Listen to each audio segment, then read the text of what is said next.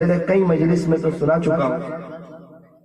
ساتھیوں کی فرمائش ایک مرتبہ اچھا چلو سن لیجئے۔ الف نے کہا کہ اللہ کا رسول آ رہا ہے، با نے کہا کہ بانی اسلام آ رہا ہے، تا نے کہا کہ تاجدار مدینہ آ رہا ہے، سا نے کہا کہ ثروت والا آ رہا ہے، جیم نے کہا کہ جلیل القدر آ رہا ہے، تو بڑی ہا نے کہا ارے جناب یہ تو حبیب خدا آ رہا ہے، ہا نے کہا کہ خاتم النبیین آ رہا ہے، دال نے کہا کہ دو جہاں کا والی آ رہا ہے، زال نے کہا کہ ذالکل کتاب کہنے والا آ رہا ہے، تو را نے کہا ارے جناب فکر نہ کریں یہ تو رحمت للعالمین آ رہا ہے، سا نے کہا یہ تو زمانے کا امام آ رہا ہے، سین نے کہا کہ بھائی یہ تو ساقی کوثر آ رہا ہے، تو بڑی شین نے کہا کہ یہ تو شافع محشر آ رہا ہے، تو صاد نے کہا کہ یہ تو صادق و امین آ رہا ہے، ضاد نے کہا کہ ضعیفوں کا ماوا آ رہا ہے،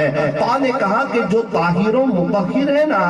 وہ آ رہا ہے، تو ضا نے کہا ارے جناب فکر نہ کریں یہ تو ظلم کو مٹانے والا آ رہا ہے، تو عین نے کہا کہ عرب کا تاجدار آ رہا ہے، غین نے کہا کہ غریبوں کا ملجا آ رہا ہے، فا نے کہا کہ فقیروں کا مولا آ رہا ہے، تو بڑی قاف نے کہا کہ قرآن جس پر نازل ہوا نا